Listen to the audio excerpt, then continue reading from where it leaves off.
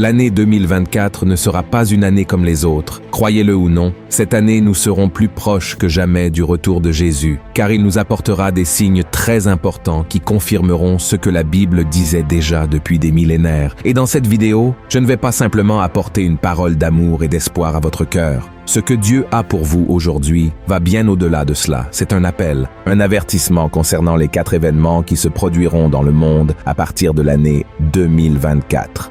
Mais avant de commencer, je vous demande de vous abonner à ma chaîne. C'est très facile, cela ne coûte rien. Il vous suffit de cliquer sur le bouton s'abonner qui se trouve sous la vidéo et à côté apparaîtra une petite cloche. Activez également la cloche de notification pour recevoir les prochaines vidéos que je publierai, d'accord? Alors, commençons. La première prophétie, l'union mondiale.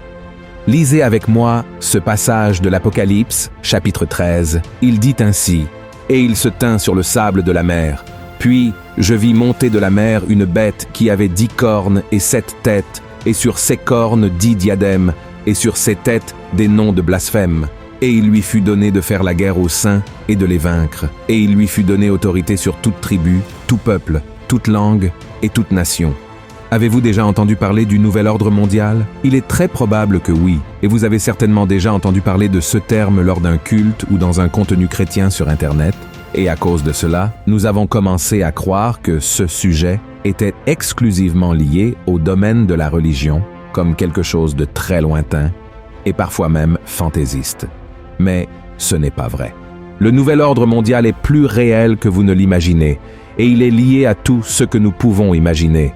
Les mondes juridiques, commerciaux, économiques, technologiques, activistes et même philosophiques attendent l'avènement de cet ordre qui représente une réorganisation politique internationale basée sur une constitution unique et universelle où tout le monde sera soumis au même régime et au même leader. Ce modèle de gouvernance gagnera encore plus en force en 2024 parce que de nombreux dirigeants de grandes nations comparent le monde à un enfant qui court d'un côté à l'autre sans contrôle, nécessitant un adulte pour veiller sur lui. C'est-à-dire qu'il faut qu'une personne responsable prenne soin de tout et de tous de la meilleure manière possible.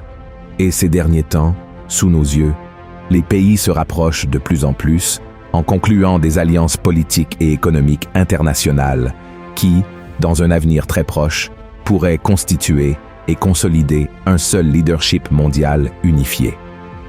Un exemple clair et très proche de nous est le renforcement des BRICS, un groupe formé par le Brésil, la Russie, l'Inde, la Chine et l'Afrique du Sud, qui cherchent à coopérer pour se développer.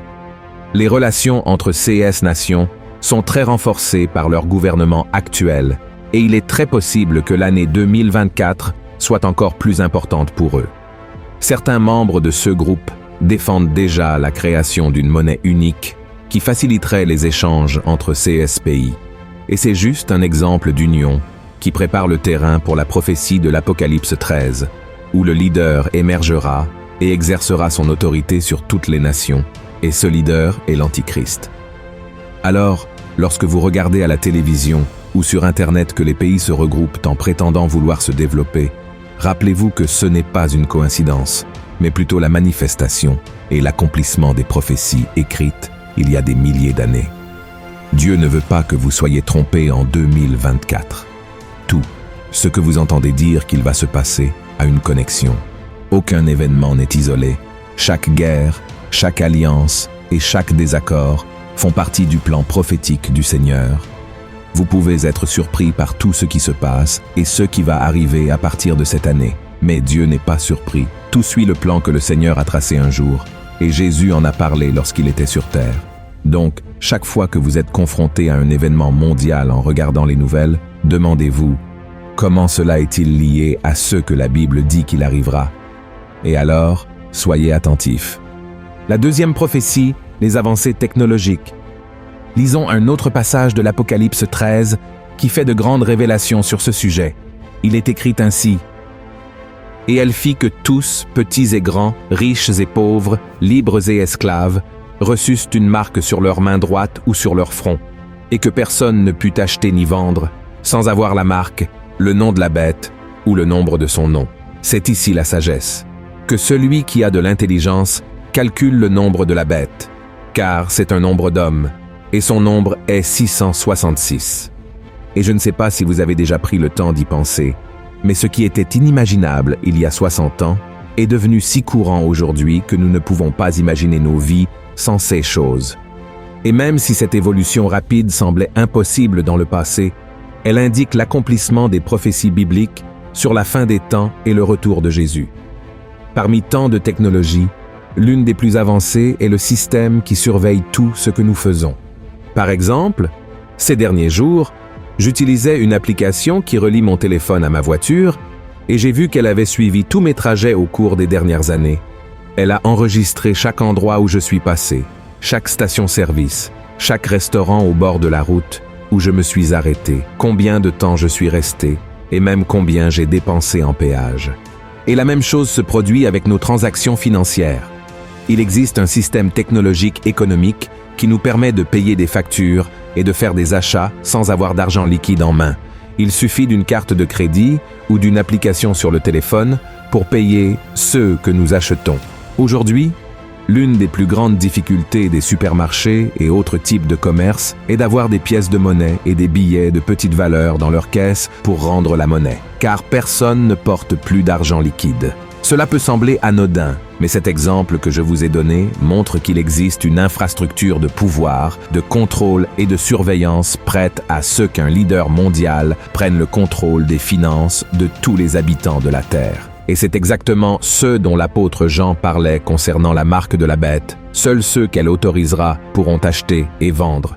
Comme je l'ai dit précédemment, tout cela s'aggravera, y compris avec l'émergence des monnaies numériques lancées par les gouvernements, qui pourraient offrir des avantages supposés à ceux qui préfèrent les utiliser plutôt que l'argent liquide, sous prétexte qu'elles simplifient les transactions et évitent les vols, par exemple. Le passage du traditionnel argent liquide ne concerne pas seulement l'efficacité ou les préoccupations de sécurité, c'est le reflet du mouvement que le monde est en train de faire vers l'union mondiale. Une monnaie numérique unifiée pourrait ouvrir la voie à ce leader annoncé pour avoir un contrôle sur le commerce mondial. Et à mesure que ce changement se poursuit, les pièces du puzzle des prophéties de la fin des temps s'emboîtent de plus en plus. Avant d'aborder la troisième prophétie, il y a un autre point très important dans l'avancée technologique qui indique l'arrivée de l'Antichrist, les intelligences artificielles. De nos jours, elles semblent inoffensives et nous aident dans de nombreux aspects de notre vie quotidienne. La science prévoit déjà de créer des super-intelligences artificielles pour dominer le monde et même mener les guerres. Et ce n'est pas moi qui affirme cela, mais des chercheurs de l'Institut pour le futur de l'humanité, affiliés à l'Université d'Oxford, au Royaume-Uni. Un autre avertissement important que ces chercheurs émettent est que cette superintelligence serait capable de créer d'autres machines ou systèmes sans l'aide de l'homme, y compris en apportant des améliorations à elle-même, ce qui signifie que nous n'aurions plus aucun contrôle sur elle. Pour que cette catastrophe se produise, cette superintelligence artificielle devrait être développée par quelqu'un de très puissant, ayant un seul objectif en tête, dominer le monde à tout prix, l'Antichrist, évidemment. Vous pourriez penser qu'il s'agit simplement de sensationnalisme, que cette vidéo a été publiée uniquement pour semer la peur parmi les gens, mais c'est très sérieux, mes frères et sœurs. Satan est bien plus sage que l'homme, et il peut effectivement amener la communauté scientifique à développer ces technologies dans un avenir beaucoup plus proche qu'on ne pourrait l'imaginer. Ne doutez pas de son pouvoir. Nous savons que l'ennemi n'agit que par la permission de Dieu, mais la Bible elle-même nous montre que ce monde gît dans le malin et que le diable est le prince de cet endroit. La troisième prophétie, l'apostasie, c'est-à-dire l'abandon de la foi. Dans sa deuxième lettre aux frères de l'église de Thessalonique, l'apôtre Paul a lancé une mise en garde très importante sous forme de prophétie. Il a dit ceci: « Pour ce qui concerne l'avènement de notre Seigneur Jésus-Christ et notre réunion avec lui, nous vous prions, frères, de ne pas vous laisser facilement ébranler dans votre bon sens et de ne pas vous laisser troubler, soit par quelque inspiration, soit par quelques paroles ou par quelques lettres qu'on dirait venir de nous, comme si le jour du Seigneur était déjà là. Que personne ne vous séduise d'aucune manière, car il faut que l'apostasie soit arrivée auparavant et qu'on ait vu paraître l'homme du péché, le fils de la perdition. » Voici, frères et sœurs, l'un des plus grands avertissements concernant la fin des temps concerne l'apostasie, c'est-à-dire l'abandon de la foi. Comme nous l'avons vu, la Bible parle d'un grand abandon des enseignements de Dieu, et cela se produit juste devant nous. Chaque jour qui passe, de plus en plus de personnes se disant chrétiennes et affirmant avoir donné leur vie à Jésus, lui tournent le dos comme si elles ne l'avaient jamais connu. Et la tendance est que cela empire de plus en plus à partir de maintenant. Il y a beaucoup de chrétiens qui, il y a quelques jours à peine, prêchaient, dirigeaient les louanges à l'église ou participaient à une mission, mais qui maintenant ont cessé de vivre pour le Christ et poursuivent les plaisirs que le monde offre. Certains se livrent à des vices et d'autres à la débauche. De plus, nous constatons que les églises deviennent de plus en plus permissives, adoptant des pratiques qui ne correspondent pas à leurs doctrines originales, et à cause de cela, de nombreux fidèles abandonnent les temples. Une tendance inquiétante émerge où le monde s'infiltre dans l'église, où les gens affirment « Je suis chrétien, mais je ne suis pas la Bible ». Mais, frères et sœurs, cette affirmation est très contradictoire. C'est comme dire « Je suis végétarien, mais je mange du barbecue tous les jours ». La vérité est que les gens montrent leur mépris pour ce qui est sacré et juste, embrassant le péché et le manque de sainteté, y compris les pasteurs et les leaders religieux. Le zèle que beaucoup avaient pour le Seigneur a diminué. L'Église s'est rapprochée du monde, et le monde s'est rapproché de l'Église. Tout cela prépare le terrain pour que l'Antéchrist vienne et trompe les gens en se faisant passer pour le sauveur du monde, venant apporter la paix et la sécurité à tous. Et la quatrième prophétie, la décadence des valeurs de l'humanité. L'apôtre Paul a apporté dans une autre lettre une autre prophétie sur la façon dont les gens se comporteraient lorsque le monde serait proche de sa fin. Voici ce qu'il a dit. « Sache que, dans les derniers jours, il y aura des temps difficiles, car les hommes seront égoïstes, amis de l'argent, fanfarons, hautains, blasphémateurs, rebelles à leurs parents, ingrats, irréligieux, insensibles, déloyaux, calomniateurs, intempérants, cruels, ennemis des gens de bien, traîtres, emportés, enflés d'orgueil, aimant le plaisir plus que Dieu, ayant l'apparence de la piété, mais reniant ceux qui en fait la force. Éloigne-toi de ces hommes-là. Regardez ça, frères et sœurs. Le refroidissement de l'amour chez les gens se produit de plus en plus rapidement. Mais cela ne concerne pas seulement l'abandon de la foi en Jésus-Christ, mais aussi le changement de comportement des gens de manière générale. Au fur et à mesure que nous approchons de la fin des temps, cette décadence morale et les changements dans les valeurs sociales s'aggravent chaque jour davantage. Les gens se trahissent mutuellement, les parents tuent leurs enfants et les enfants tuent leurs parents. Les dirigeants deviennent chaque jour plus corrompus et traitent la vie humaine comme si elle ne valait rien, simplement pour devenir plus riches et plus puissants. L'égoïsme est également de plus en plus fort, car les gens ne se préoccupent que de leurs propres besoins et désirs.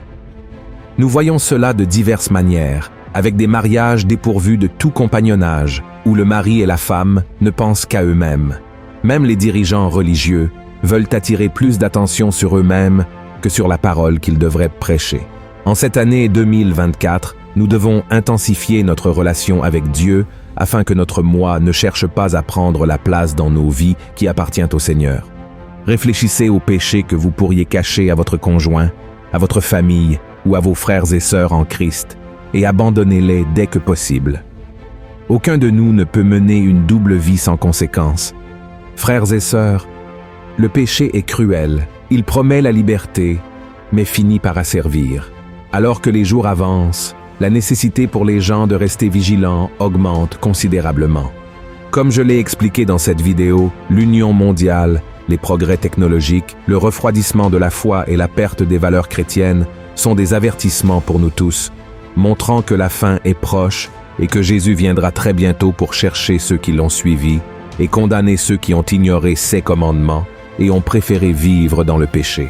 Je crois que Dieu ne t'a pas envoyé cette parole aujourd'hui pour que tu aies peur et que tu paniques devant ce qui est à venir, mais plutôt pour que tu adoptes une position ferme face aux choses qui se passent déjà. D'accord? Si vous avez aimé ce message, partagez-le avec vos amis et votre famille, et je vous attends dans la prochaine vidéo. Que Dieu vous bénisse puissamment. Un grand câlin.